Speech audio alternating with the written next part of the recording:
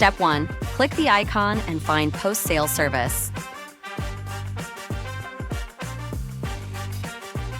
Step 2. Scan QR code of Cegin devices. Step 3. Confirm details for adding, replacing, or deleting devices.